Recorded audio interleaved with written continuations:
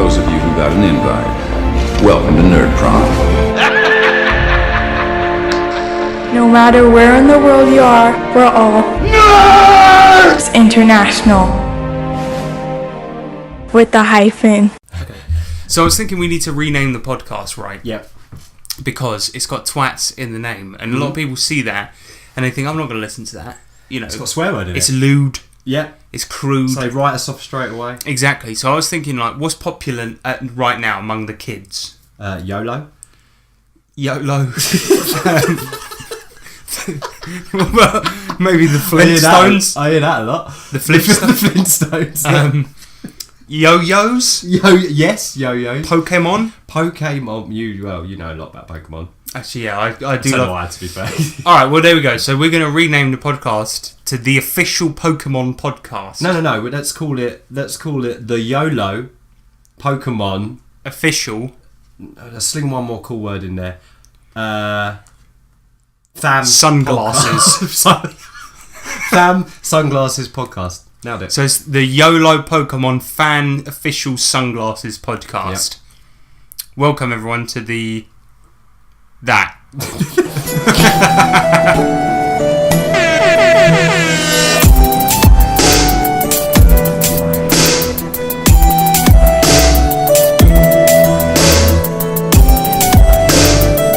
Coming at you live from the Renraku Corporation headquarters, it's me, Nick Lamley Lambslice. And me, Harrison Hunt, aka Toad Boy. And we are...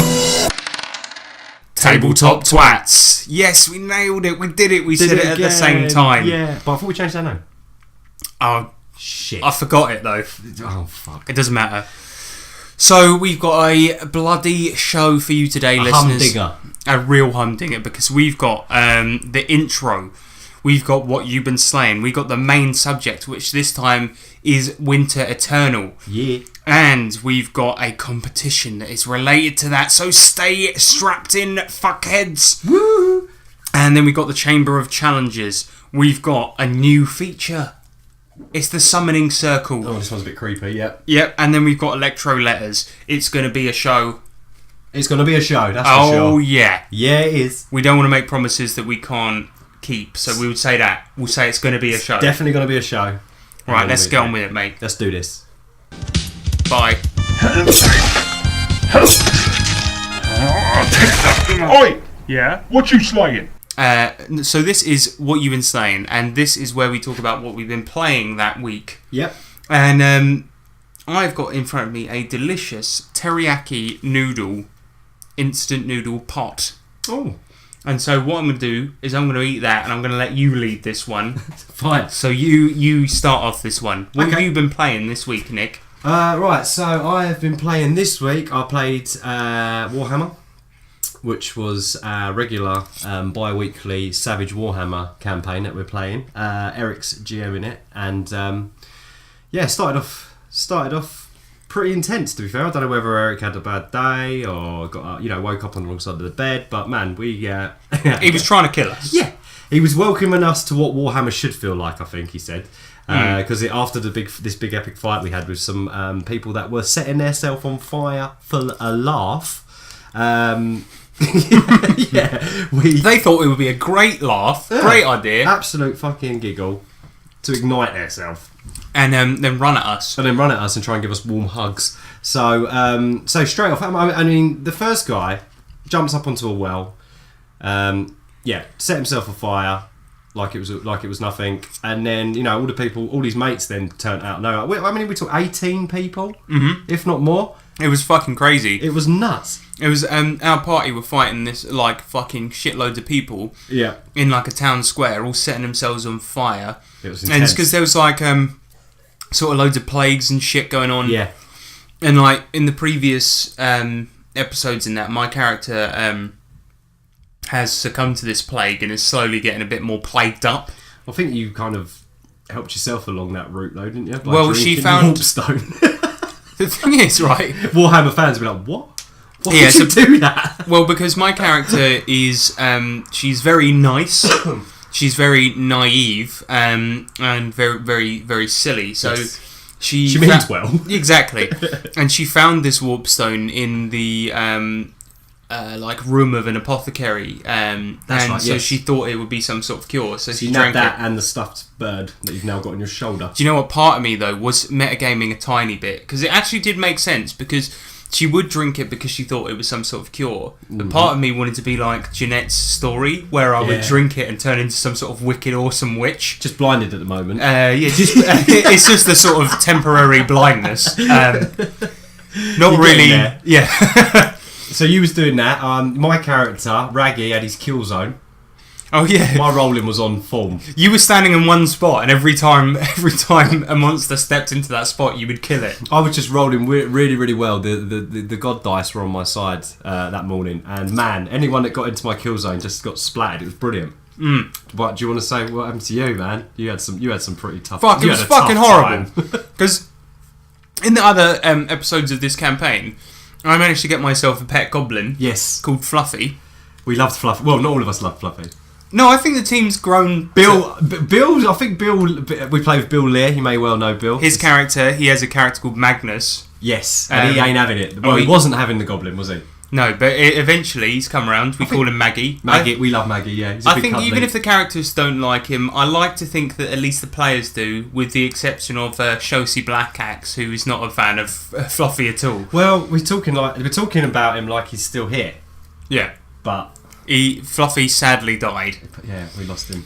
And I had an adventure card, right, that was I can avoid the death of myself or another if I play this adventure card, but the GM gets to decide on something else bad that happens to me. Yeah, whenever they like. And it was fucking abysmal, right, because I played this fucking card as soon as I got down to 3 wounds. I was about to die, so I played the card. Obviously, I didn't really have much of a choice. Well, yeah. And I got dragged off to like prison or whatever because Yep. I was diseased and they wanted to put me away. Fair enough, makes sense. But I was, chundering up glowing fucking warpstone as I was being dragged off. Yeah. But none of you guys were able to We all rolled poor notice rolls, didn't we? Yeah, nobody we managed- didn't see it. Nobody saw it. Nobody saw me being dragged off. Again, you were rolling bad notices. So we couldn't justify trying to find you. No, you just couldn't. You just So we couldn't. had to let you go. I loved it because Anna, one of the, she's a priestess of Shalia, and she literally, as soon as she heard that I was gone, she rolled a notice roll, failed it, and was just like, "Oh well, I guess we can't find her then. We'll Better just go. have to, Fuck it. yeah, we'll just go somewhere else. I'm sure she'll turn up." And we're just like, it's so funny though. So my character's just been locked in a cell for, I think it's only been about 8 hours or something like that, but she's already going mad. She's gone crazy. She's gnawed through a chair, trying to get at the nails to try and pick lock her manacles. And it's brilliant because Eric's just flipping between the two, and it's just a cracking campaign, isn't it? It's really well, like Eric said at the end of this one. He said that felt a lot more like Savage Warhammer, or Warhammer, should I say, which is brutal by the sounds of it. Well, I really, really always appreciate a DM that plays it fair. Yep. And what I like is that, we joke about it being harsh and Eric having a bad day, but that's not what it's like. There is a fucking plague going on, and it is fucking chaos in that city. It's a dark, bleak world we're in. Yeah, exactly, and it feels like that. And it does. Yeah, it certainly should. And he was, actually being a little bit apologetic. He's like, "Look, I'm sorry that Freya got dragged off to prison, but it had to happen." And I was like, "No, mate, I love brilliant game. Yeah, that's it. It's cool because it actually makes this really cool cinematic story, and I Yeah. really enjoyed it. It was awesome. We might be able to try and rescue you if we do find out you're missing. And Exactly. stuff like that. It's great and it's cracking. So I'm loving it. It's Me so too. much fun. It is It's really brutal, and my fucking pet died, which genuinely I was actually sad about in real life. But yeah, no, me too. I was gutted about Fluffy. I liked Fluffy, and Eric played really well. Do you remember? He was like bony bits. Oh yeah, Fluffy bony bits, fluffy bits. We just feed him stuff. Feeding him dire rats. Yeah, but no, so that was sad. But yeah, and the group's just brilliant. Like the party of characters and the people that play the characters are all just so good, and it's just a pleasure to be playing it at the moment. It's really. But good we game. did have a funny thing happen last week, didn't we? What was that?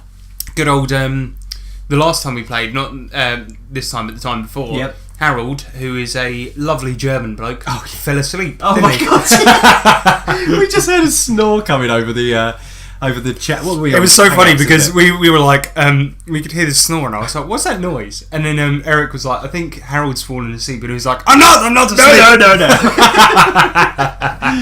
So Harold, if you're listening, Have a coffee, mate. We love you.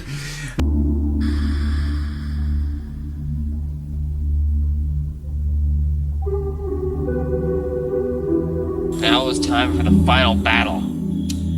Magic missile! So that was Warhammer. What have you been slaying, mate? I played some more Shadowrun. So Shadow bloody bun. I mean, we had some positive feedback last week about me telling the story of my Shadowrun game. I won't from the all rolled up guy, which was lovely. Exactly. I won't go into it that much. I've gone for a very much Monster of the Week, episodic feel. So you don't need to know what happened in the last game, but I'll describe what happened in this game. Yeah. So a team of Shadowrunners. There was one guy called Sledge, who's a meathead. Another guy called Hardpoint, who is a drone rigger. And then another one called Mondo Burger. And I'll get into that. Who's a mage. And he... basically, when he signed up to be a Shadowrunner and he picked his Shadowrunning alias, he didn't realise what he was signing up for, so he just typed in his favourite restaurant. Brilliant. So that's like someone walking around being called Burger King. Exactly. Or Big Mac. Big Mac. Big Mac. McDonald's. It's McDonald's, too. Exactly. They got asked to do a mission in Japan, so they were flown out to Japan, and when they were going there was another set of Shadowrunners on the same plane, and this set of Shadowrunners was a... So can you tell a Shadowrunner from far away within the world? Often... To have a look yes, about them? Kind of. It depends, because sometimes if they're wearing a lot of armour, yes. Sledge, for instance, who's part of the main team, yeah, you can, because... He's such a meathead that he won't go around not wearing his armour and carrying a fucking sword. Got ya. So you can tell him from a mile away. I think he might be a Shadowrunner. Either he's a fucking bodyguard Just or he's puts a a hat on Shadowrunner. sometimes when he's dressing up. And he tells people he's an undercover policeman, but it's like you're not really under very good cover. Yeah, they're covered in armour, mate. That's Yeah. what you're covered in. They were on the way, and this other team of Shadowrunners consisted of a wizard, like a mage guy, a familiar that he'd summoned, and another. It was like a sort of succubus type woman. Sweet, okay. His name, again, he had a really lame Shadowrunning name. He was called McSlash, and then he had his mate who was Michael McSlash.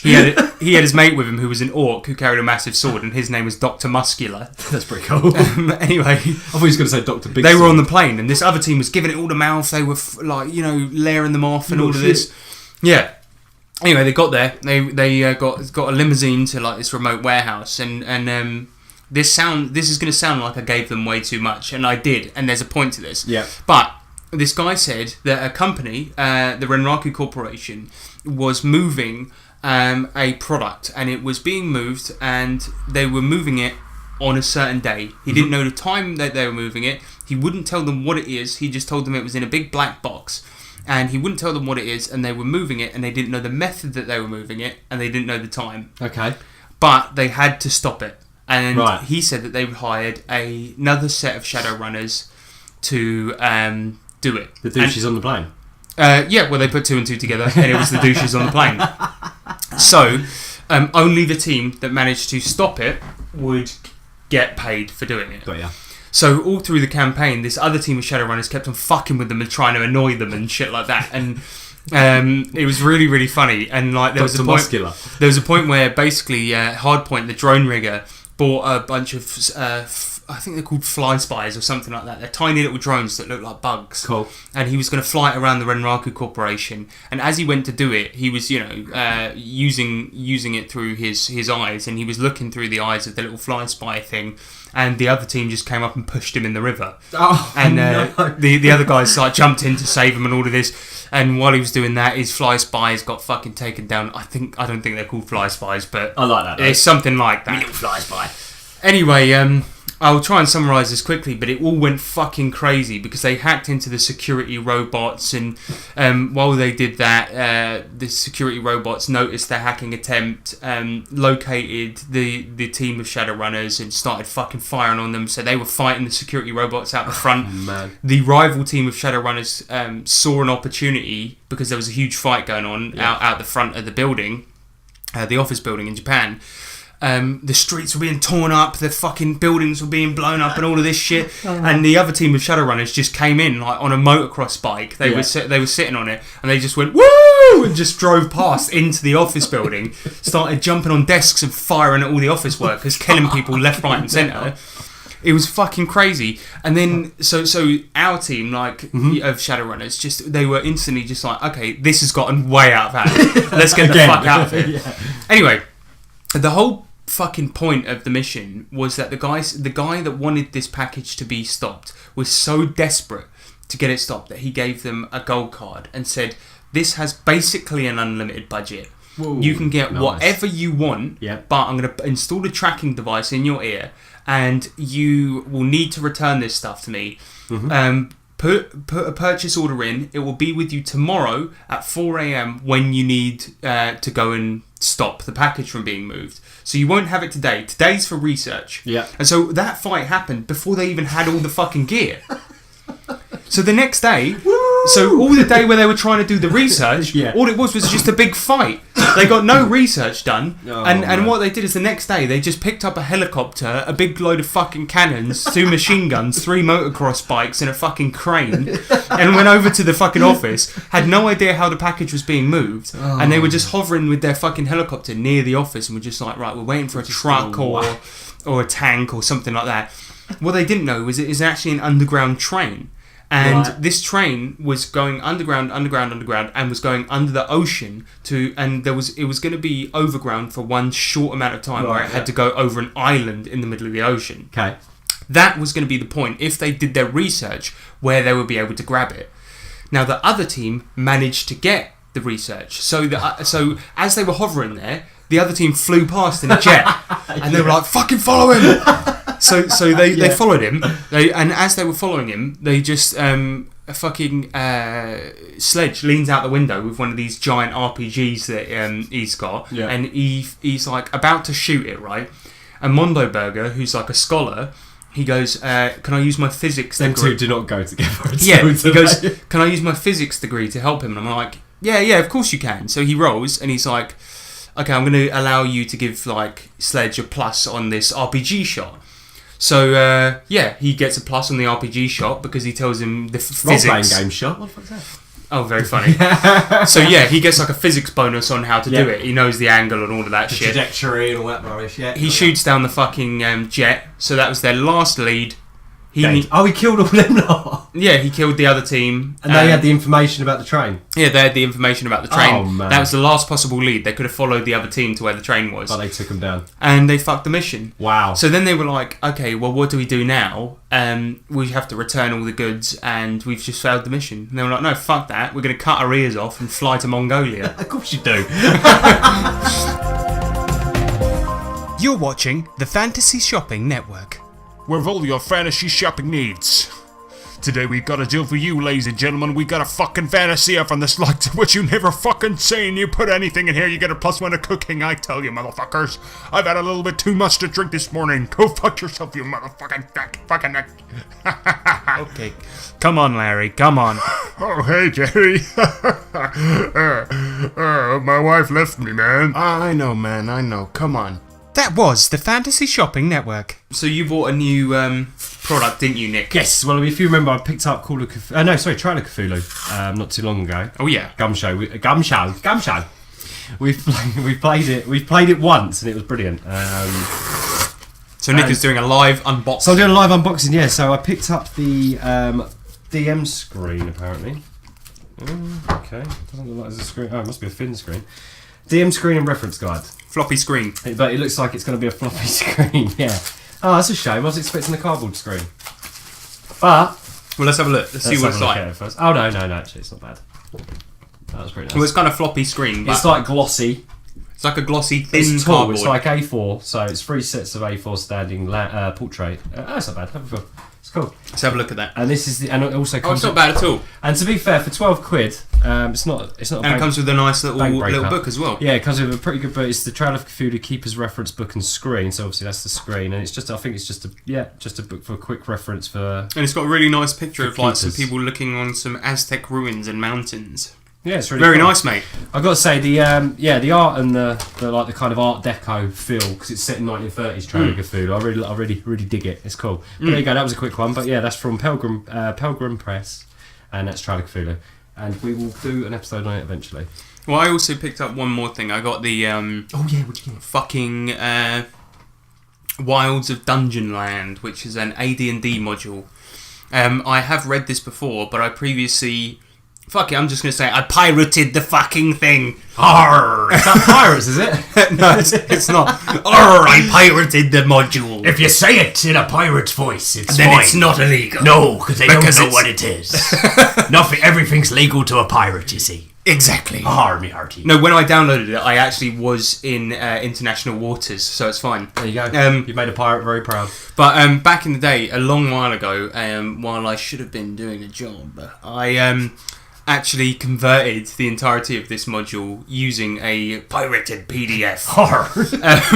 I converted it over to D&D 3.5 for use with Pathfinder, and spent a long time doing it, but I never Nice. owned it, so I bought it recently, so Okay. it's not that bad. But it's pretty funny because the pirated version that I found didn't have the maps on it for some reason, and I could never find it. So what I did is I read through the Alice in Wonderland book, and then drew the maps based on the descriptions in the book. Oh, and it's so funny because I got this Dungeonland. But the maps were cracking for that campaign. Well, yeah, and I got the Dungeonland book, which is an Alice in Wonderland D&D Oh, the maps campaign. are shite. They're really shit. And I was like, you showed I was me. looking at it, and it was really funny because it's so funny how differently they interpret it to how Oh, I do. yeah, exactly. Yeah, This was awful. It was just some boxes. but I might post a pic of it on G Plus. Do your version and Versus theirs, Yeah, absolutely. Yeah. Guy Yeah. gets you in trouble. So that is what we've been saying this week, listeners. Yes. Love Good you. one. Love you.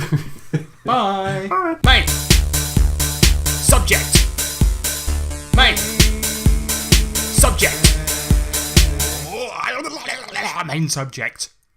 This is the main subject, right? And today we're talking about something very special indeed. Very special, yeah.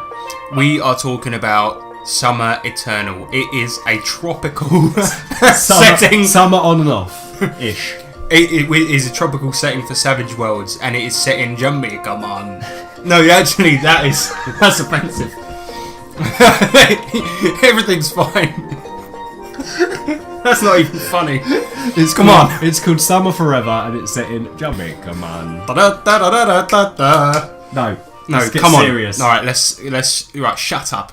Start Okay, that again. okay. We're talking about Winter Eternal, and this is by Mornay Scarp, and this is a setting for Savage Worlds. Now, we haven't really talked about settings before, but we wanted to do it today because, we played this recently. We did play this, and we yeah. fell in love with it a Yes. bit. And I was talking to my good buddy Eric recently, and I was saying to him that, like, although I do enjoy a good setting, I enjoy making my own a lot, and I haven't really fell in love with a setting for a very long time since Planescape. And obviously I wasn't about when that first came out, but that was the last one I really, really got into. Yeah. And then recently we got to the chance to play Winter Eternal when we play tested We a were new... lucky enough to play test, wasn't we? Exactly, a new module that was coming out, and had a great time playing that. And so immediately after that, went and bought these books. Yes. So we wanted to talk about Winter Eternal for Savage Worlds. Now, first off, I'll get into basically what Winter Eternal is all about. So, Winter Eternal is kind of a fantasy setting for Savage Worlds, and the way Mornay likes to describe it is it's a post-apocalyptic Yeah, game. that's right. It's not not post-apocalyptic, it's post-post. But what it is it's the sun has gone and only ruddy blown up, hasn't it, Nick? Made a big bang, didn't it? Why you done that, son? Bloody idiot. And it blew up, didn't it? And caused a lot of problems. It's caused a lot of problems. So most of the world is covered in flipping ice and snow. Icicles. So shit be fucked, basically. Yep. Now, basically, that when that happened, the sun exploded on the one side of the planet, and on that side of the planet, obviously, it was day at the time. And on the side, continent that Winter Eternal takes place on, Elarak, it was night at the time. So, although a lot of that area of the world was destroyed, and had like tsunamis and loads of bad shit happen, the main brunt of the actual explosion and all the bad shit was on the side of the planet at the time that was day. So that was completely destroyed. Destroyed, yeah. But Ellerak, where Winter Eternal takes place, where you'll be having your adventures, didn't completely die, although it was pretty goofed up and pretty destroyed. Now, basically, after that happened, there was some, I believe, mages, or wizards, or magic people, called Nature Wardens, that started up these camps. So there was obviously after that it was almost like an apocalypse, and food was scarce, everything was covered in ice, refugees everywhere, probably. People were People dying. that survived were had nowhere to go. Yeah, exactly. People were dying all over the place. Everywhere. People were shitting all over the walls. Pretty brutal place to be. Exactly, it was yeah. awful. It was awful. It was like we were there. It was a nightmare. Hated it. Absolutely hated every minute. I don't want to do. I wouldn't do it again. No, wouldn't go there on holiday. No, 1 star.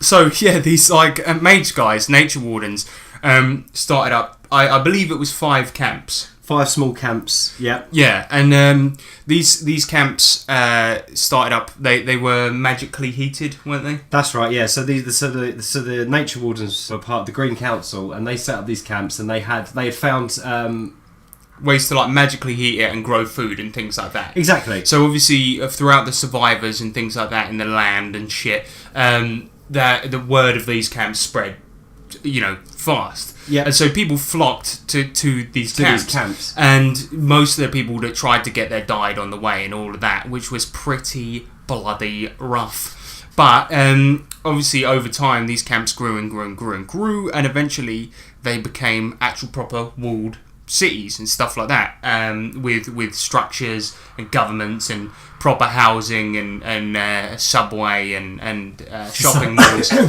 Costa. No, that we shouldn't say that because people might think that's actually in the book. Oh god, yeah, it's true. But anyway, so they grew and became these big fucking actual cities and stuff, and things were pretty rad. But this meant that because the cities were magically heated and they grew out in sort of a circular shape, and they were magically heated from the center, that only the rich people could afford to live in the housing that was at the center, which was called the Summer Zone. Summer Zone. Yeah. So each of these 5 cities has a summer zone in the middle, and the outer area is known as the autumn zone, and that's where all the poor people live. Yeah, all you the got to wear coats. Yeah, all the shits. You got to wear coats there. You can't. So in the Summer Zone, you can just walk around in shorts. Exactly. You can walk around in shorts, have a cocktail. You can have a great time. Have a great get time. A tan. Yeah, get a tan. Don't know why you're at it. Yeah. But on the autumn zone, you've got to wear winter clothing. You've got to, you got to wrap up. Wear a hat. Snuggle up. Yeah. Wear a hat. Yeah. So that was basically what it was like living in those cities. But the thing is as well, they're cramped too. Yeah. And when you're writing adventures for these places, and if you're playing Winter Eternal, it's really, really decent actually for doing adventures within the cities. I know a lot of people look at this Winter Eternal setting and think maybe that they could do things like, trying to make vast journeys over the ice and things like that. And totally, you can do that. Exactly, you could. But also in the cities, there's lots of opportunities for intrigue and investigation, exactly, and stuff like that. Yeah, you've got politics. You've got there's going to be criminals there. There's going to be all sorts of stuff. So you can just get lost in these cities as well. Exactly, and because things are cramped, and because people are desperate in the autumn zones, especially, and things like that, and because people are bitter about the people that are rich and in the summer zones, it's so easy to write stories and to have cool situations and cool missions and things like that you need to do in there. Yeah. Because it's desperate times call for desperate measures, and Absolutely. they make people do desperate things, and as a result you can have some pretty cool stories in there, cool boys stuff. Yeah. Boys and girls.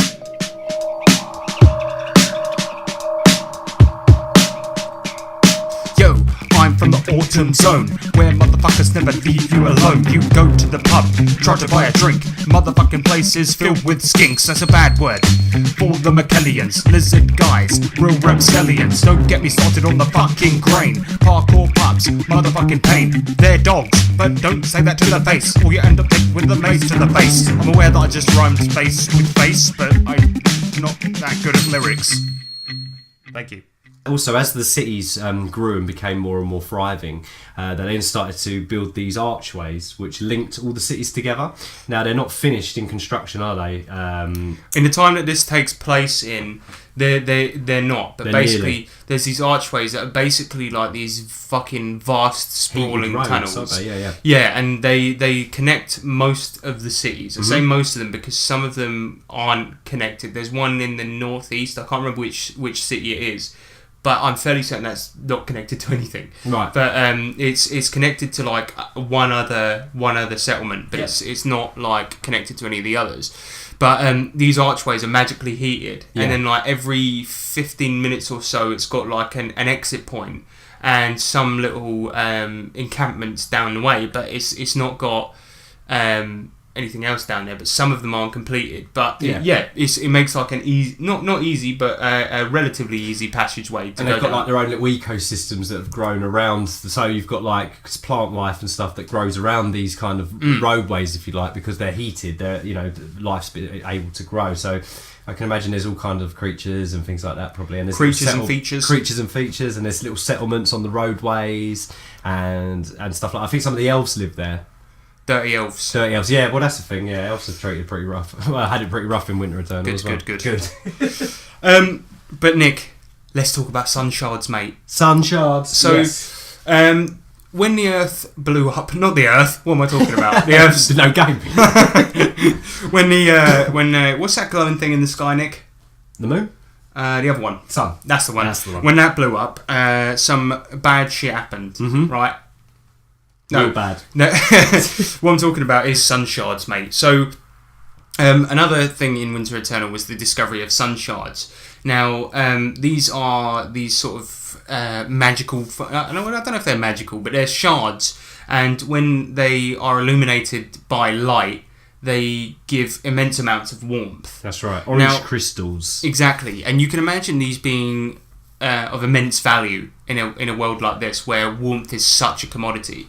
As a result, it's like it plays a big part in certain aspects of this for several reasons. First of all, there's a certain piece of technology, and we'll get onto the technology in a bit, but a certain piece of technology called the ice suit, which is a thing that that characters can wear and can buy that allows you to go out into the icy zones when you're not under an archway, when you're not an arseway. When you're not under an arse. When you're not under an archway, and when you're going out and You go into the wastelands. when can't you're braving the wastelands, Yeah. and it has a sun shard in it, which keeps you warm. So it's sort of you have one of those, a sun shard in there, but also people go on expeditions to fucking dig them. So that's another adventure hook right there.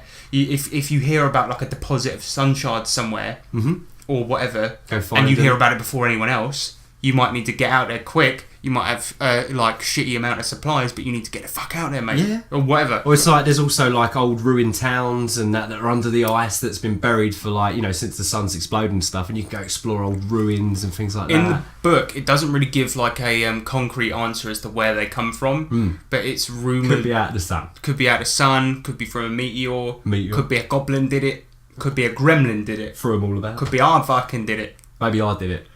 So that's sun shards, and also Mornay on his he did do an interview with the Wild Die podcast back before we were on it.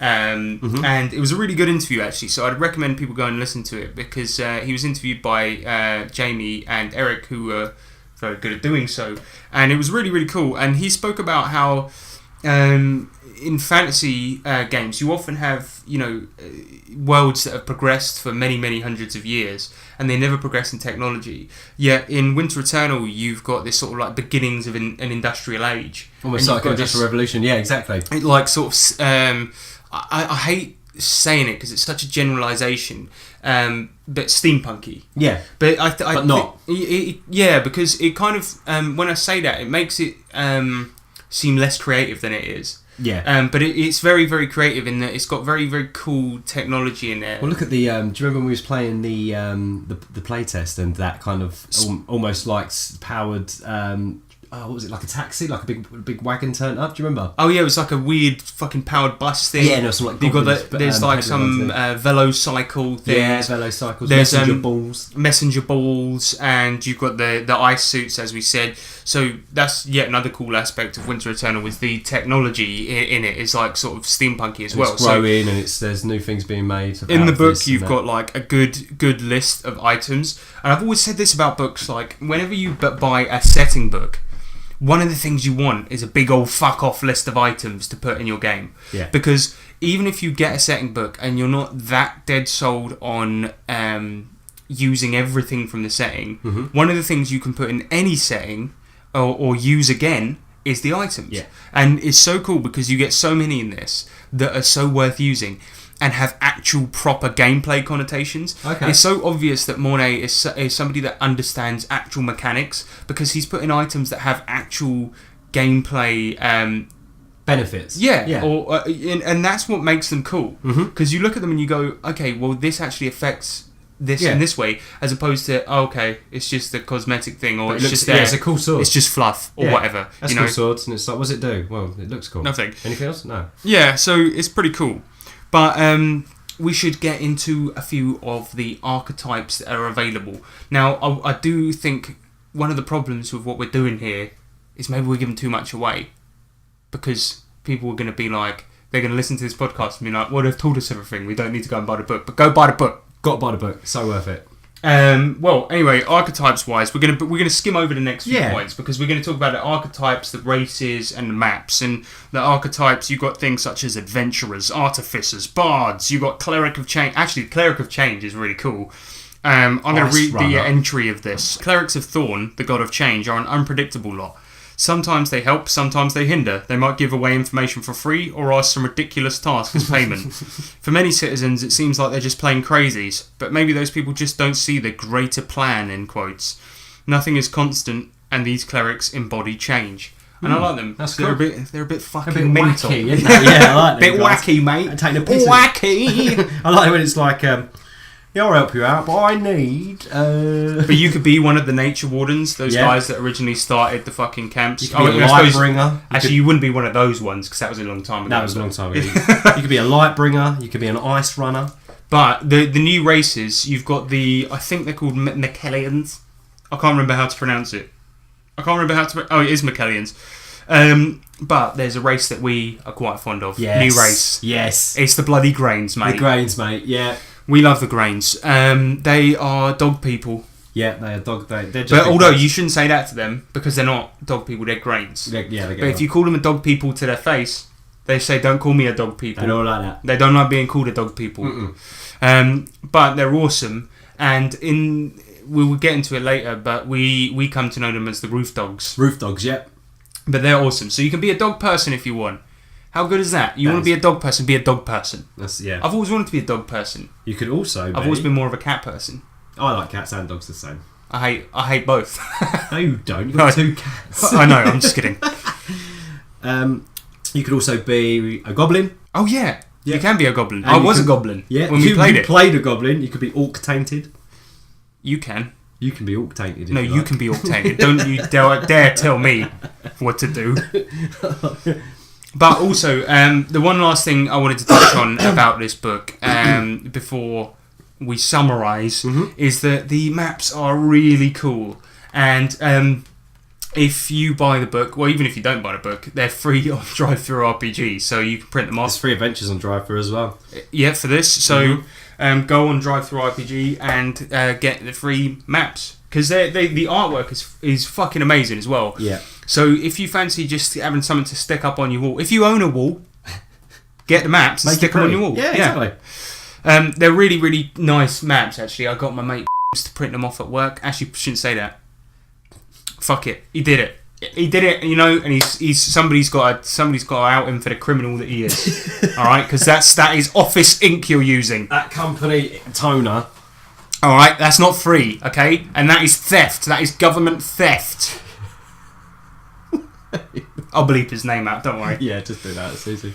But anyway, yeah. So the maps are cool and they're free. But I think we've gushed about this product enough, and it seems a little bit nutty. But We really like this product. Like I said, I haven't been this enamoured with a setting in a long time, and I really, really like it. And one of the things that Mornay said about this was that it's not a post-apocalyptic setting because it's long after the whole world shattering thing happened. There's hope in this game. It's not a bleak kind of end of the world. That's happened already. You're rebuilding. There's hope in this game, and there's I would say that it's even at the point where society has already rebuilt itself. Yeah, exactly. There is a society there. Mm-hmm. It's not perfect. In fact, it's far from perfect. But it's good. It's like the beginnings of getting there. And technology's moving forward. The more artifacts and sun shards and things that are found, the more these people putting these kind of gadgets together, and it's an exciting game. And although you may be the sort of character that starts out on the bottom, there will be ways to get to the summer zone. There will be ways to get to the place where you want to be. It's not a complete shit show. While a lot of games where the world ends are all about just surviving, isn't it? Surviving and like sort of stemming the flow of losing. Yeah, this is more like it's just a great world to play adventures in, as opposed to this one where it's like, okay, we're going to play something depressing. Everyone, get your tissues out. It's more like and your spare character sheets. That's what I like, and it's one of those ones. What I think is quite good about it is that it's one of those ones that seems like a very simple concept when you first hear about it, and the more you read about it, you're like, actually, this seems like the sort of setting that you could play for years. Yeah, there's loads of depth to it. Exactly, because you could take one city and play in that city for ages. Yeah. Because look at the there was an old RPG ages ago based on a series of novels called Thieves' World, and that was based in one city, and it was very much like these kind of cities where it was everyone packed into the rafters, and everyone was desperate, and people were scumbags a lot of the time because they were living in poorer zones. They were packed in, and it was harsh times, called for harsh measures and things like that. And yet this RPG was pretty much set in this one city, and yet this gives you like 5, and then you got the 2 dwarven ones as well. Exactly. Well, there's 8 cities total. I can't remember. And Drogon. I can't remember what the 8th one was because I'm an idiot. But there's so much, and then that's just the cities as well. You and then you got all the stuff outside. You've got the roads. You've got the settlements that are building up on these kind of passageways that connect the cities. There's endless opportunities to make stories in this. But we were very, very lucky in that we play tested a new adventure for this. We only actually really, I would say, got to scratch the surface of it because we did a one shot in it. But we wanted to talk about that and our experience playing Winter Eternal. This one shot was the whole reason we wanted to do this episode. Really. We've talked about the book. That wasn't even the reason we wanted to do this episode. It was because we wanted to talk about this. This is why we bought the book. But yeah, I forget what your character was. Who did you play? Oh, so I had incredible charisma and streetwise. I was like a wizard that was bit of a thought of himself as a bit of a celebrity. Oh yeah, do you remember? And he was kind of in love with himself. I remember that, yeah, because you had at that point you had a track history of playing bad wizards. Oh god, yeah. My last time I played a wizard, I was a wizard's apprentice, and I couldn't even set off a magic missile. It was a nightmare, but yeah. So I was this kind of smug kind of wizard guy that thought he was great. You was a bloody goblin. Yeah, I loved my character. Screet. I'm bringing him back, mate. He was so I played a goblin called Screet. Hello, I'm Screet, but Screet was awesome, man. He was a goblin tinkerer, and he had all these little inventions that he'd made, and it was I had a hot coal flinger. That was like, it does what it says on the tin, innit? It's like a fucking gun that shot hot coals at people. What else did I had? Oh, I had the little suction cup things where I could walk up walls. Oh yeah, because you went up onto the roof. I had a glue flinging device. Oh man, you had all sorts of crazy. Oh, it was cool, man. And we were basically investigating Tidus of the Zanarkand Abes, who'd gone missing. Yeah.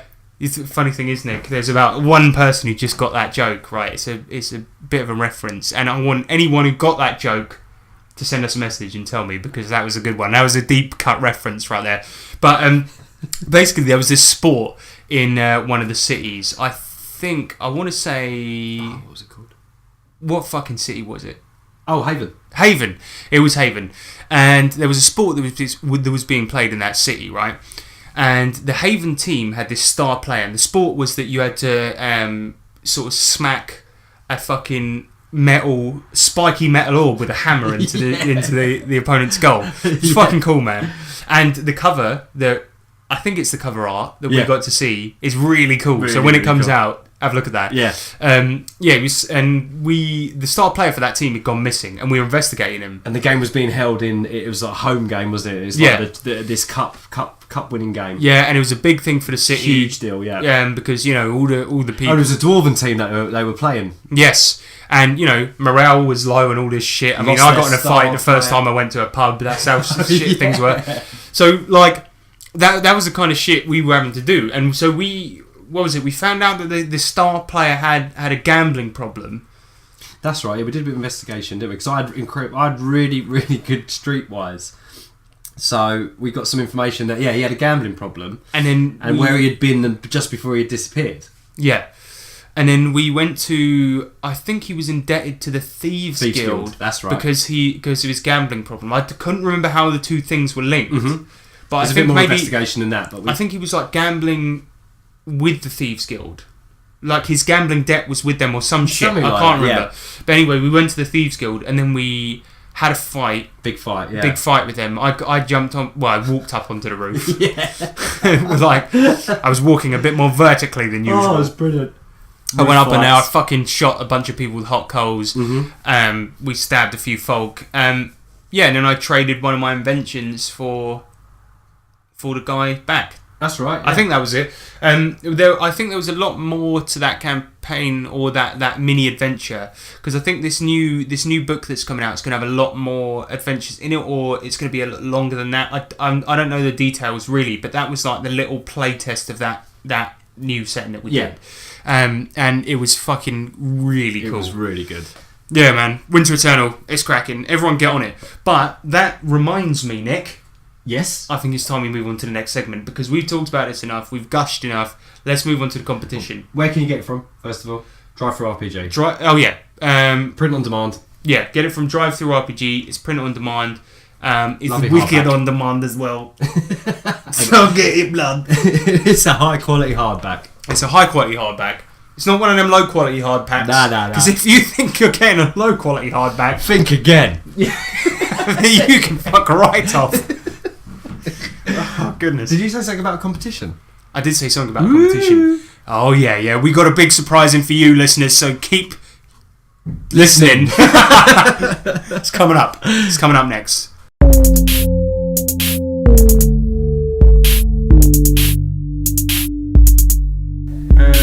It's a competition. That jingle signifies that it is the prestigious competition.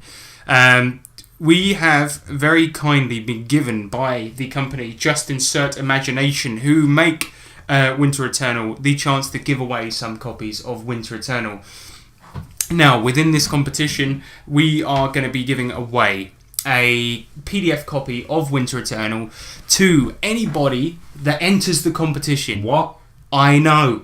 What the hell is wrong with us? I didn't even know that. I'm going to enter. Oh, no, I've got the PDF. No, you can't enter. And the book. No, you're not allowed to enter. And I've got them. Yeah, and you've got them. So it's just a really dumb thing to say.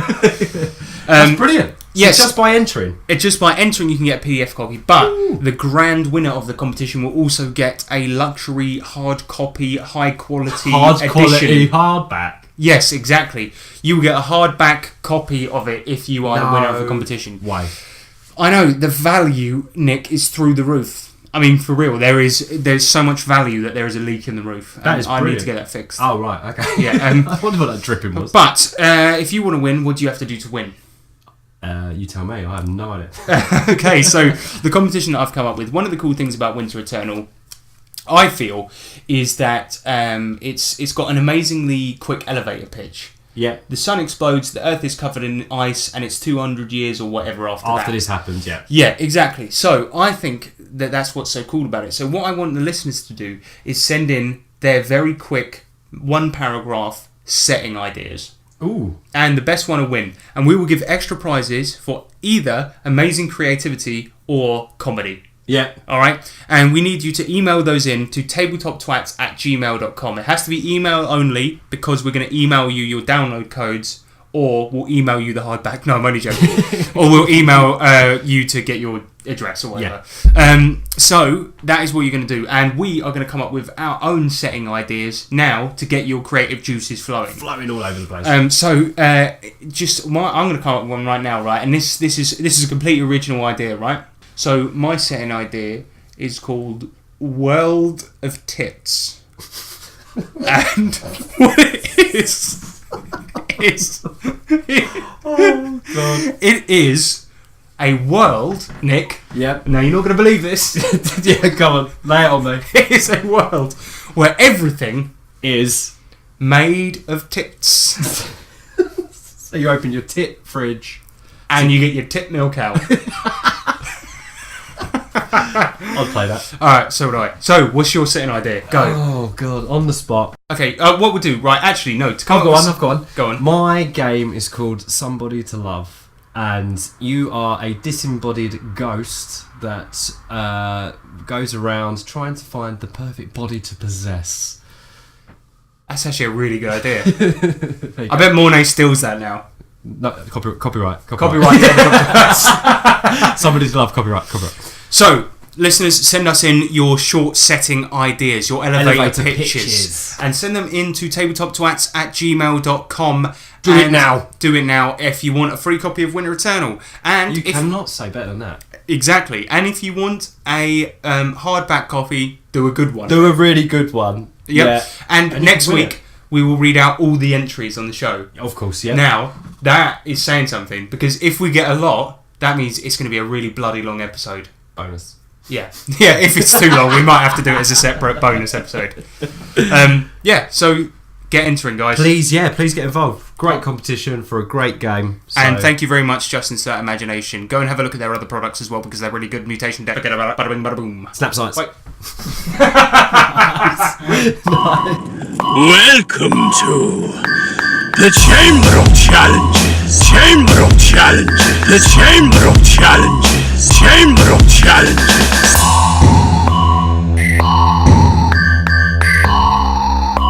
The Chamber of Challenges. Welcome, boys and ghouls, to the Chamber of Challenges. Challenge. This is our chamber, and what we do here is we come up with challenges for each other. Now, this week, we sort of fucked it a little bit, because I've come up with two challenges for Nick. So, the first challenge, I call it Shitty Internet Thesaurus Game. And what I've done is I've done this one before, and I've taken the names of popular RPG systems and I've put them through a shitty internet thesaurus. Oh yeah, I love this one. And what you have to do is guess which games they are. Fudge I'm talking about. Yeah. Okay. So number 1, Gypsy. Traveller. Yes. That's a good one, isn't it? Yeah, I like that. Number 2, Drudge Crackerjack. Drudge Crackerjack. Oh my lord. I was going to say, oh my blimey.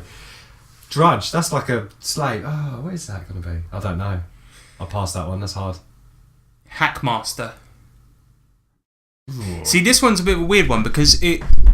Hang on. How's a crackerjack a master? Because you're a crackerjack at something. Oh, I don't know. See, I didn't know that either. And hack, as in being bad at something, like he's a hack. Yeah, I don't know. That's what I thought hacks were like government agents. Yeah, I don't know.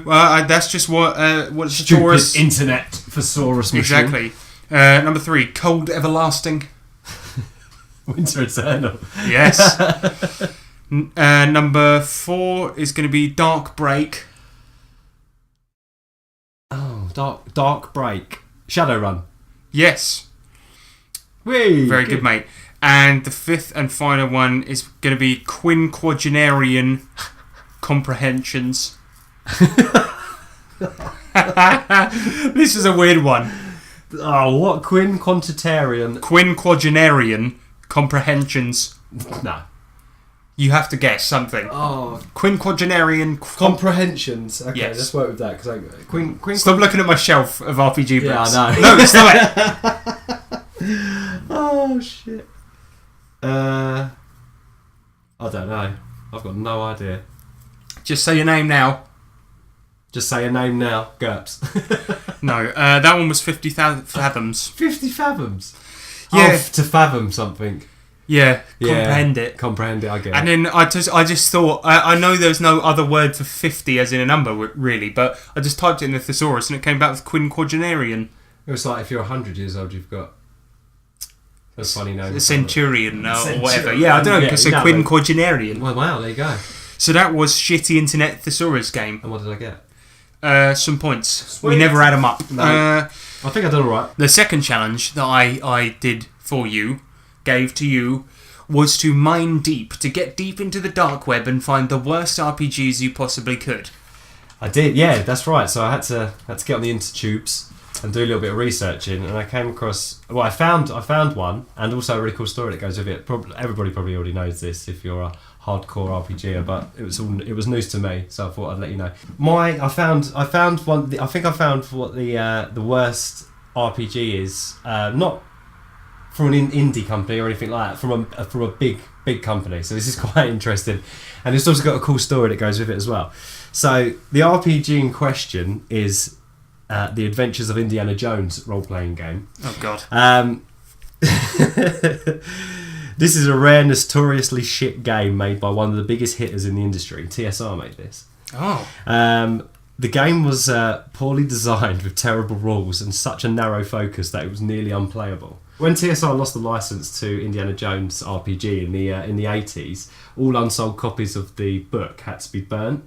Yeah, sounds crazy, doesn't it? Except for an office in the UK, employees rescued the last partially burnt copy, and for some weird reason they encased it in a perspex pyramid, along with a few items from the games like a token and a little whatever.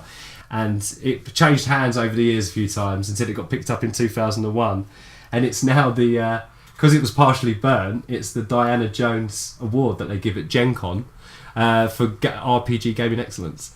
So that trophy that they give to people at Gen Con every year, I think it is, or whatever, for the Diana Jones Award, is because it's got a partially burnt copy of one of the worst. Well, they actually give that copy of... So it's a pyramid, it's a plastic pyramid, and inside it is a burnt bit of the rule book that's left and some little parts of the game, and it's been encased forever. And because it's burnt off the Indiana bit. It's just Diana Jones Award.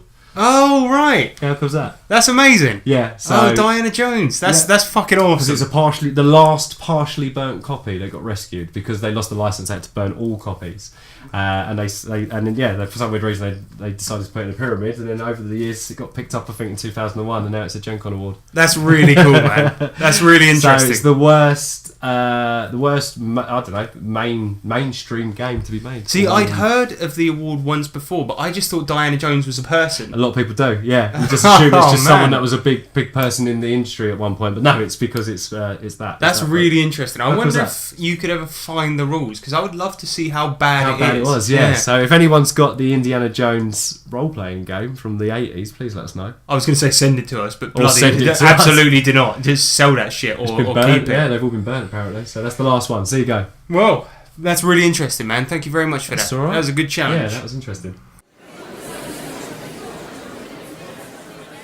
How do I look? Brilliant, my liege. Thank you very much.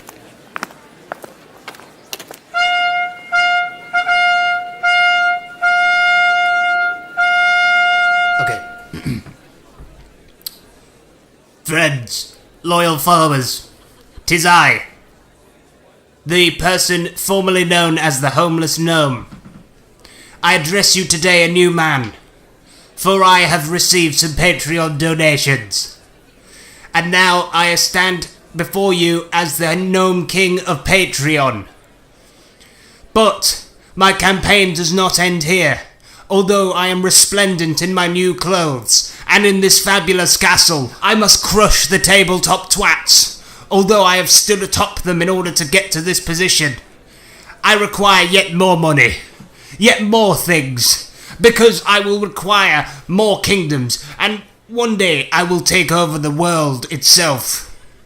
Now, the people that have donated to me will enter into a special squadron known only as the Gnomelings, and I will give you a command each week, And you can interpret this command any way you want and send it to the TableTopTwats at tabletoptwats@gmail.com in order to unsettle them.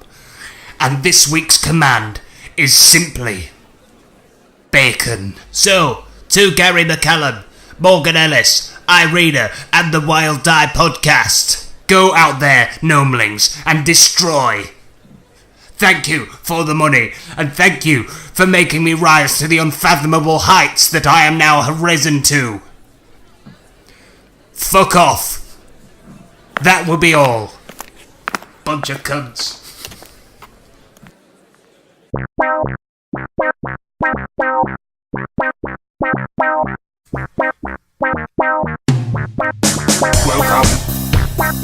to the summoning circle. Welcome to the summoning circle.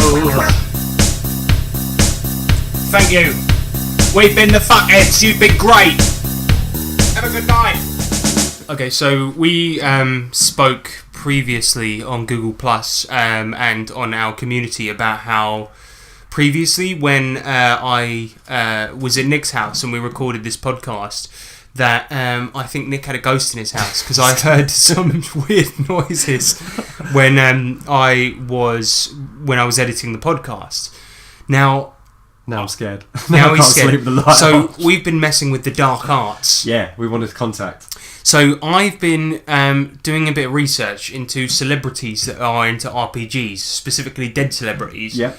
And we asked you guys on the Google Plus communities which dead celebrity you would like us to resurrect, to summon from the depths, Someone from the other plane. from the other plane, to speak to us and do an interview about RPGs.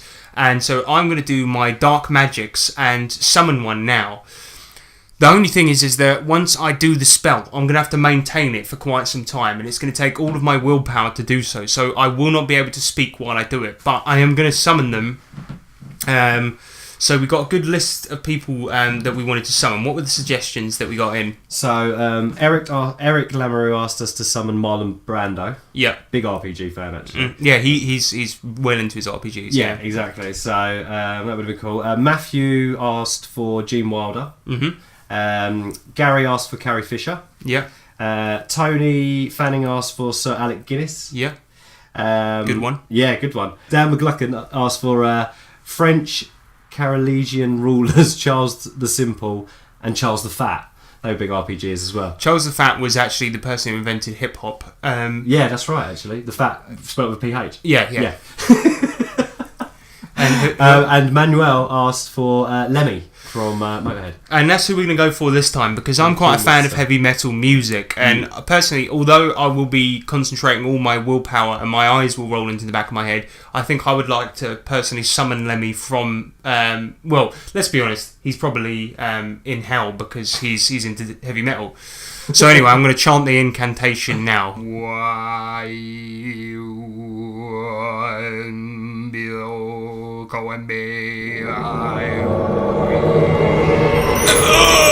Oh, fucking hell. It's me, Lemmy. How you doing? It worked. Fuck. I don't feel too great. What the fuck am I doing here? We kind of summoned you. Sorry about that, mate. You summoned me, why? Well, we know that you're a massive RPG fan, Oh, yeah. and we didn't want death to stop you from being able to enjoy. Well, what you're doing. actually, I've been playing many RPGs in the depths of the fiery pits of hell. Good ones.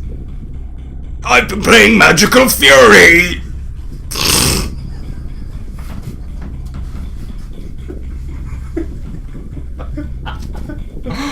Oh, It's a really great game.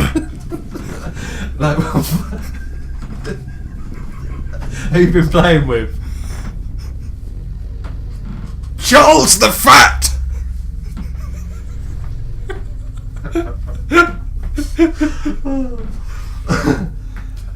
Anyway,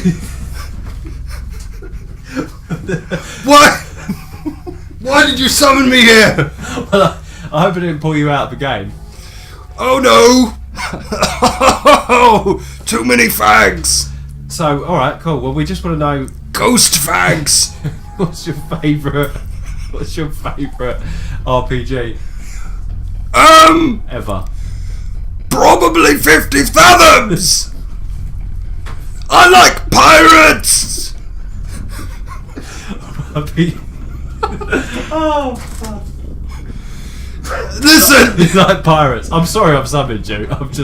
I'm a bit starstruck. That's okay! I'm sure you get it a lot. Do you get summoned a lot? No, not really! This is actually the first time! This must be really inconvenient. A little! I'm sorry. It was my mate Harrison's stupid idea. He kind of chanted the incantation. Oh, well, is there anything else? Any advice for gamers out there? I would say, always let the dice do the talking! Very classy. Anyway, I better let you go, Lemmy. See you later, Nick! Kept you here too long. You've been a pleasure. Lemmy away! Oh, God. Mate, it worked. That was a hard spell to keep going. Did you hear any of that? No, I didn't. Was it Missed good? out, buddy. Was it a Yeah. good interview? You have to listen to the podcast. It's fucking brilliant. He's a nice guy. I'm sure he was. Man, that was a hard spell to keep. I don't think... Magic Fury, you ever played that? No, I haven't heard of it. Isn't it a Japanese RPG? No, I don't know. Well, Well, there you go. Lemmy's playing that. I don't know if we'll do that feature again. I took a lot out of you, didn't it? Yeah, it was really hard I think to Lemmy keep. might have took some of your soul with you. It was really hard to keep that spell going. Actually, You look sore. for some reason my throat hurts. Oh God! Great chat. We'll do that again. All right, let's move on. In the future, you will be able to send a letter from anywhere on the planet. This is the future. This is the Electro Letter. So this segment is Electro Letters, and this is when we ask you lovely people to contact us via the medium of the intertubes. You create Electro Letters which fly through the many wires and systems and then get garbled tubes, back it's out tubes, again. it's It's always internet tubes. tubes. It's always tubes. Internet tubes. Through the internet tube. So our first letter is coming from good old Pete Malloy. Yes. He's alive and well, Thank God for that. in regular contact. It's lovely to have you back, Pete. And Pete asks, what TV show would you like to run as a game? My choice would be 70s show Logan's Run. I know you weren't born then, but I loved it as a kid. A future where everyone is euthanized at 30 and the government hires operatives to hunt down those who go on the run and kill them. So you all play like geriatrics. Well, no, you can't because you get killed before you're 30, innit? No, but like you're on the run. If you're good at it, Oh, you'll be like if 80. If there's any old people, You'll be like, look for the old people. I've been on the run for years. Can't catch me. Flies off down the road. Sounds brilliant. so TV show you would like to play as a video game, RPG, I think, isn't it? as an RPG. Run as a game. Yeah, run as an RPG. So any TV show, what TV show would you like to run as a game? Cowboy Bebop. Oh man, yeah. That would be awesome. Actually, no, fuck it. Space Dandy. Space Dandy is very, very good. It's by the same guy, but it's like it's fucking whacked out and crazy. It's like Cowboy Bebop, and I hate it when people say this, but on crack. It's got a great soundtrack. Yes. Good one. Oh, I was thinking about this the other day. I mean, the obvious answer everyone says is The Walking Dead, isn't it? But No, I've done it. what about this? Jaws. No, it's a film, isn't it? Well, I quite like the idea. Jaws, but you play the shark. Well, on a anime vibe, Attack on Titan would be pretty sick. Yeah, that'd be Survive really from good. Huge titans all the time and having to hide, and they're so quick as well. You just have to be. What if you played Attack on Titan, but you played as the main cast? If you had one guy that was Armin, one was Eren, one was Mikasa, and then if the guy that was Eren had the fucking Titan transformation ability, Yeah, that'd be fucking sick, mate. Although you would be pretty much better than everyone else. Or flip it on its head, and you're Titans eating people. Yeah, but that would be awesome. You could do it either way. Yeah. If you had a like a rule book for that fucking game where you had you had it both way. That'd be fucking cool. That'd be well good, mate. Yeah. Cool. All right. Alright, Attack there on you go. Yeah, we went with both anime answers, Well, which is why a not? bit nerdy, but fuck it. This is cool, a nerd podcast. yeah, exactly. Thank you very much, Pete Malloy. Thanks, Malloy. It's You good the to hear man. from you, man. Yeah, lovely to hear back from you, mate. Right, next question's coming from Tony Fanning. And he said, do either of you follow Premier League football? And if so, what teams? I used to when I was a kid because my uncle sort of forced me to, and now I hate it. I used to follow Tottenham Hotspurs, mate. I'm not a big football fan. I don't begrudge anybody that likes football. I think, you do you enjoy the football. Yeah, wicked. So thank you very much, Tony Fanning, for the question. Cheers, mate. Cheers, buddy. Love Next you. question in is from Matthew Imaginary Truth Jones. I like this guy. He keeps on sending us messages. He's a cool guy. He's a good guy. Right, so here we go. Which American president would you pick to fight the Mountain from A Song of Ice and Fire to save your life? Then he says, please choose carefully. This is your life on the line. I'm not sure how our life is on the line. So we're looking, because it's from... Oh, okay. So you have to pick someone that will fight it for you. And if they against lose, the mountain kills you. I think so, yeah. Okay. Oh, bloody hell. That's a tough one. Who's the guy that started... Is it Roosevelt that started the See, FBI? He must be pretty tough. Yeah, but I could start an FBI. That's true. You're not actually doing much, are you? Yeah, you don't have to I know be a hard nothing man about to- American presidential history, by the way, so absolute speculation. I know a little bit, right? And I know I seen a movie once called Abraham I Lincoln was about to say Vampire Hunter. Abe. Yeah, Abe's pretty cool. Yeah, but then that's the obvious answer because He's got a cool hat. he's sort of become this sort of like steampunk, icon, hasn't he, for some reason. Yeah. So I am gonna say George Bush, and not because I'm a fan of him. Nobody is, but because he dodged a shoe once. Oh, there you So go. he might be able to dodge a punch. I would go for JFK, I reckon. I reckon he'd be pretty handy. Because The last gunslinger. yeah, but was he the last gunslinger though? I don't know. it's what Because they called him. I'm the last gunslinger. Oh, are you now? Yes. I just read it in a stinking book. So those are our answers. yeah, Shoe dodger, last gunslinger. there you go. Nice. I think the mountain would definitely kill us. Yeah, we're in trouble. Next question's coming from the main man. The main man. The guy. Super nice guy. The main man. No. Super nice guy number one. Super nice, the guy that we must always speak fondly of. You're going to get so much Gary trouble. Coleman. You're going to get so much trouble. Okay, go on. Zach. Zach Jenkins? Yeah. Oh, yeah. He is What a really the hell, nice guy. mate? What the hell? Zach Jenkins, convicted nice guy. Convicted great guy. Convicted. The only thing he's ever been convicted of is not murder. And being a great guy. Exactly. And what does he want? Zach Jenkins has got in touch. And he says, do you listen to any live play RPG podcasts? If so, which ones? The Adventure Zone is Yeah. my favourite. My favourite too. The reason that I like the Adventure Zone so much, it's I feel a bit scummy saying it because it does have quite high production values, and I do think that it's better to support the little guy, But Adventure Zone is so good because it has a focus on comedy and creativity, and some of the storylines are so good, and especially Series 3. Petal to the Metal. That's Petal what to I'm the on Metal. right now. And it is all about a wacky races / Mad Max style death race in D&D 5th edition, and it is fucking awesome. Yeah. And it contains some of the funniest bits that made me laugh out loud on a train and nearly shit myself. It's so awesome.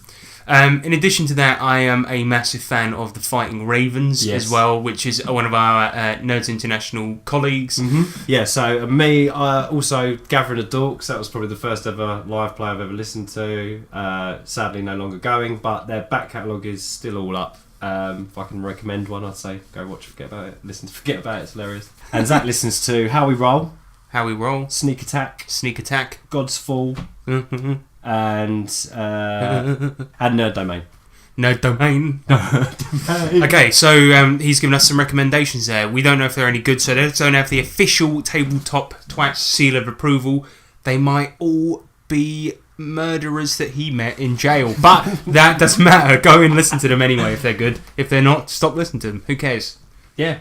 Thank you very much, Zach, as always. Thanks, Zach. Awesome question. And the next question's coming from Password Required. Are you sure you're not just having trouble getting into that website? No. They're called Password Required. And they've said, I have a quick question for the two of you. The group from our podcast is playing... Oh, so there must be a podcast. So there you go. So the password is called podcast required. I think so. The password is called podcast required. No, I'm fairly certain I said that right, Nick. I'm a professional. Right. I have a quick question for the two of you. The group from our podcast is planning on possibly creating a new podcast in the future where we play tabletop RPGs live while recording ourselves. We want to avoid major rule sets and focus on smaller, less known games. But looking at more games like Adventure Time RPG Made and the Apocalypse World. My question to you, are there any games that you would suggest we look into, or are there any games you would be interested in seeing us play? Okay, so I think so. He wants to know small time RPGs, ones that are obscure. He wants us to mine deep. He wants us to go deep. Go deep down. Okay, so I would refer back, mate, to our episode 3, because on that we got Nick to do a challenge where he mined deep on the internet, found some obscure RPGs. Ah, yeah. There are a couple on there, such as Puppet Land. My Life of Master. My Life of Master. Made is a good one. That translator, the guy that translated Made, did a few that use basically the same rule set. He did one called Magical Fury. I think you might have heard of that one before. Yeah, I've heard of that, funny enough. That's a Magical Girl one. That he did another one called Schoolgirl RPG, which I actually own. And he did another one that is all about being an item shop owner in a Pathfinder type world. That sounds fun. Yeah, which sounds awesome. There's ones by the same publishing company called Golden Sky Stories, which seems kind of cool, which might be a good one to go for. And we on this podcast are big advocates of Hackmaster, yes. A game that we haven't even fucking played yet, but we read some of it. And keep buying shit for it because it's awesome. Or Bubblegum Shoe. Bubblegum Shoe's a good one. Hackmaster's a good one as well. The current edition is kind of more of your typical type fantasy, but go for Hackmaster 4th edition, because that is the one that you where they have more of a comedy edge to it, and that's what makes Hackmaster. Yeah, and it's got the gore, the comedy. There was no first, second, or third edition, just 4th. Yeah, so those are a few recommendations. Atomic Robo. Atomic Robo is a good one that uses the Fate system, and it is based on a webcomic by the same guy that did 8-Bit Theatre, which was a very, very good D&D inspired Final Fantasy sprite comic, and he's a very funny writer as well. So Free Fallout RPG as well. Oh, Free Fallout RPG, that was one I wanted to recommend. Yeah, that one's awesome, man. I played that before. It's a little bit janky with some of the rules, but it's completely free, and it's so awesome. There is a free Fallout set of rules for Savage Worlds, but I would recommend the free Fallout pen and paper RPG. I'm saying this to the listeners more than anything because we did already send some of these suggestions over to this guy. Yeah. But I'll put a link in the description for the Fallout RPG. I would recommend it over the Savage Worlds version because it's a bit more nuanced and has a bit more character than the Savage Worlds one. But it's such a good laugh. I played the fuck out of this and I think it's so good. Yeah. And coolest thing about it is that it's got all the races in there, and you can play a super mutant, you can play a human, you can play whatever the fuck in Fallout, but you can be a dog if you want. Hey. Which is cool. Everyone wants to be a dog. Be a dog meat. Yeah. It could be dog meat as well, that's pretty cool. Awesome. Right, next question is from my mate at work, Chris Hughes. Oh, Chris. Chrissy. And Chris says, can Nick do a topic on his favourite die? I could fill a whole podcast about that. No, not really. We could do a die podcast one day. I think we should do a Different die. die type. I think we should do that one day. Yeah. But what is your favourite dice, Nick? My absolute favourite? I think you tend to gravitate towards the one you've last bought, don't you? Yeah, it's true. Because you've got those ice creamy ones at the moment, haven't you? Yeah, I like them. But I do like my bone die. The bone die is cool. The bone die is super cool. Yeah. Sean hates that though. I know he does. Why? Because he doesn't like the shape of it. It makes him uncomfortable. So when I get it out, is that why he gets all funny? No, not really. He starts sweating when I get that dice out. And he also said, and please do another drinking podcast. That was so funny. Oh man. You know, we got so much bad feedback about that. I don't think we're going to do that again. Don't think we can. One of our friends actually said that he couldn't listen to the whole thing, so we're not going to do that again. Maybe tiny bits. Not a whole Maybe podcast. we'll do it as a special. As a special one day. But it'll be a long time coming. That was hard work. Next question's coming from fellow show colleagues, Savage Ass Geekery, and they've said, "What's the best sandwich and also sandwich topping, i.e., Branson's, Hellman's, or sandwich?" Mine's, I don't know, my favourite. I do love a ham, cucumber, and salad cream sandwich on white. That's such a shit sandwich, man. That's one of my That's favourites. such a shit. No. It's one of my. Well, I did it when I was a kid, so it just reminds me of being a kid. Packed lunch. You know what? If you're going over the top though, like a club's always good. You've got such boring sandwich choices, man. Maybe I'm like you could. This guy's asking you like anything in the world. Like, what sandwich could you have? Anything in the world, and you go for a fucking ham and salad cream. What the fuck is wrong with you? Come on, man. I like what I like. Right? You can do better than that. Does a burger count as a sandwich? Technically, it does, but I think we need to rule that out. No burgers. No burgers allowed. No burgers allowed. It's got to be cold. It's got to be cold. All right, cold burger. No, I'm just kidding. Okay, then I already said this on a different podcast, but I'm going to go Reuben, mate. Reuben. I've never tried a Reuben, so I wouldn't know. Man, I had a Reuben once. I had it at Jamie Oliver's restaurant, man, and it was so fucking good. It was so fucking good. I honestly, I felt like I was going to cry. My mum bought it for me. Wow, I need to go and get a Reuben. We'll go next time we're in London, man. We'll go and get one. It's well good. Sounds like a good idea. I'm up for that. Okay, thank you very much, SA Geekery. Looking forward to the new stuff that's coming out soon. Oh, yeah. Yeah. So what do you guys think happened? One of the players Robbie played with got carried away and killed him. Well, that's kind of far out. Mazes and Monsters is a far-out game. Swords, poison, spells, battles, maiming, killing. Hey, it's all imagination. Is it? Yes, definitely. I'll be talking to you. Alright, see you later. Right, next question is in from Daniel. Hey! Actually, we got the last two questions are both from Daniels, so what a treat. That's 3 Daniels in one podcast. Yeah. Can you believe that shit? I know. Do you know what? We should apply to the Guinness World Records for most Daniels. Most Daniels in a pod. Like it. Perfect. Right, so Daniel asks. There's ever been more than 3 Daniels. Guinness just got back. There's only ever been 2. So we win. And it's the Dan and Dan podcast, so we're going to beat him. Take that, D&D. Nice. See what we did there. Dan asks, what is the airspeed velocity of an unladen 12-sided dice? 600 knots. Is airspeed velocity measured in knots? Oh yeah, it is, isn't it? I don't know. No, I think it's only over 1,000 meters. It's measured in knots. Okay. I don't fucking know, but I think so. That one. Yeah. Cheers, Dan. So it depends on how high up you're rolling it. Yeah, that's true.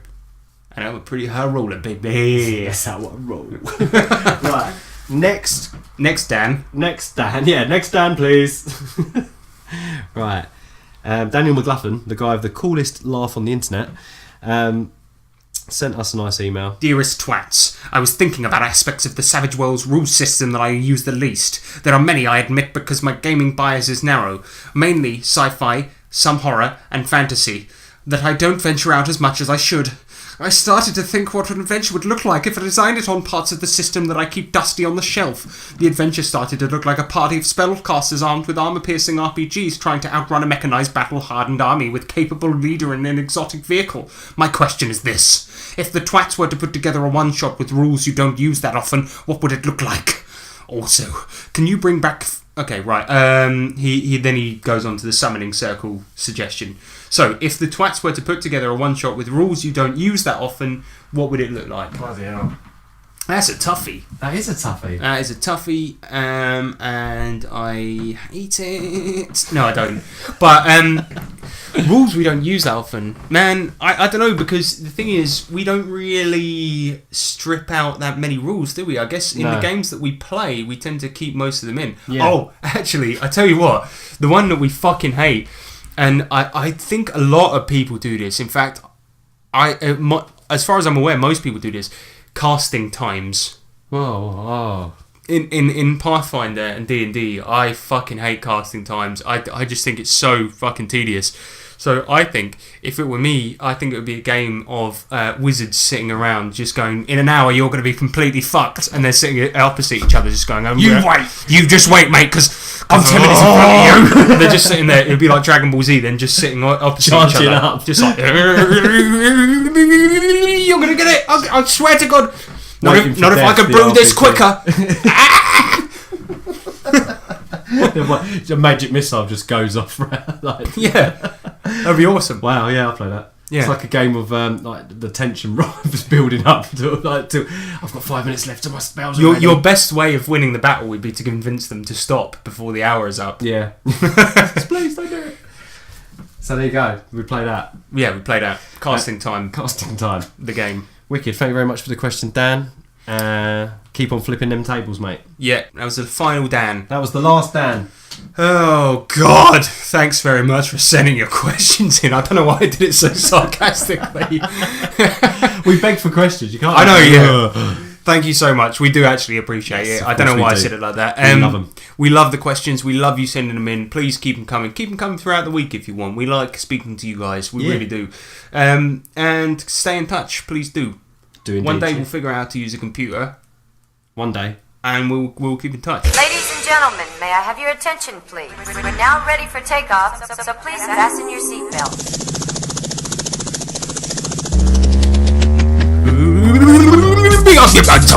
This is the section of the show where we big up one of our Nerds International esteemed colleagues of Doom.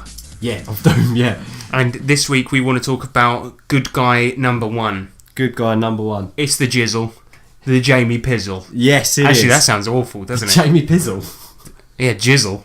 Anyway, we want to talk about Jamie Pearson. He is our dear, dear friend. We love him very much, and we just want him to come home.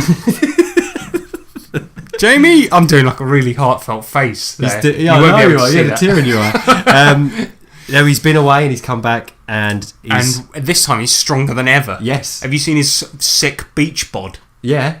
He's Bloody looking hell. ripped He's as been shit. He's been in the lab. He's been in the lab with the pen and the Injecting pad. himself with all sorts of things. he Running hasn't. on a treadmill with like wires attached to himself. He's hench. But no, Jamie Pearson's back with here a brand new show. And a brand new gun. Brand new gun. Puppa's got a brand new gun. It's the RPG Brewery. And it's a live streaming show. And he's going to have... Now, Nick, wait a minute. Yes. What is a live stream? A live stream is when one broadcasts their self live. No, because it's a thing from Final Fantasy VII. Oh. I played that years ago. Okay, carry on. What? Sorry, it is the RPG Brewery. It's the RPG Brewery. This is Jay Pearson's new hot off the press show that's starting on the 3rd of Feb, and that's at 5 p.m. PST. Don't know what that means. Pacific Standard Time? It means he'll be pissed. Right. He likes to drink. Well, it's the RPG Brewery. Exactly. So that's exactly it. So it'll be 5 p.m. He'll be pissed. Exactly. It's going to be a cracker. I'm hoping the time works out so I can watch it as well. But like I said, everyone get over there. He's going to be discussing Pinnacle Entertainment's Deadlands Classic and Reloaded with none other than John Goff. John Goff, everybody. Here he is now. Hey, man. It's me. You're on the wrong show. Sorry, I was meant to introduce you onto my own show. Oh, I thought this was the RPG Brewery. No, you need to be over in the States on the 3rd of Feb at 5 p.m. PST, mate. Do you have any idea how much money and effort it cost me to get here? I really shouldn't have announced you. I'm sorry. Fucking idiot. Sorry, mate. Well, see you later. Do you want a bus fare? No, just leave me alone. Don't call me again. Okay, sorry. John Goff, everybody. Well, yeah, check out the RPG Brewery. When is it? February the 3rd. February 3rd. At 5 p.m. pissed. Yes. Alright, cheers. Get in, son. Bunch of lads, all that cocks. Bunch of lads, get in, son. Yeah, we've been What a wonderful world we live in. So, that's the end of another show. So that's the end of another good show. No, it isn't. I can't say that, can I? Can't say good. So that's the end of the show. We said a show, and we gave you a show. Exactly. So don't complain. Don't send us your complaints. Send them to someone else. Send them to John Goff. He's already in a bad mood. I feel really bad. Sorry, John. Anyway, we just want to say thanks for everything. Thanks for sticking with us. What the fuck is up with this show, man? We need to tighten up this ship. We need to like next time, right? We need to come back to this with a bit more professionalism. No more fucking around. Everything's going to change. Because this is why we're not on the BBC. I know. There's too many swearing. One of us always pretends to be John Goff. Lemmy was in here earlier. He's supposed to be dead. What the fuck's going on? It's madness. Why can't we keep a lid on fucking spirits for 5 seconds? I'm sick of it. Oh. Look, alright, okay. If people want to get in contact with us, how do they do it? TableTopTwats at Gmail. If you want to get... Shut up! in touch with this animal show. Okay, if you want to get in touch with us, you would do that by getting in touch with us at tabletoptwats@gmail.com or on Facebook at facebook.com/ tabletopT or twitter.com/@tabletoptwats or on tumblr.com/ Tumblers. Tumblr. We don't know how it works, Sorry. but we're on there. And we're on the Google Plus community. We've got our own community on there, so get on there, have a look at us. Look at what we're doing. Come look at us and get over to Nerds International, which is the network that we're all part of with all other great shows. Yes. And what we like to do every podcast is we like to give you a thought, something to meditate on throughout the week, so that it will give you something to think about before the next episode comes out. And this week will be no exception. We'll give you the answer next time, so don't worry about that. But this week's food for thought is going to be the following question: who would win in a fight out of the Mountain from Game of Thrones and a mountain from Game of Thrones? Think about that, guys. But now, there remains one thing to be said, one thing that connects us, unifies us all, because we are all one at the end of the day. We are one global consciousness, and there is one thing that connects us, one thing that makes us one thing that connects our souls and binds us and makes us into the one being that we all are, that we know that we are all deep down in our depths of our hearts. And that thing is... Chicken McBoshley. Good bike!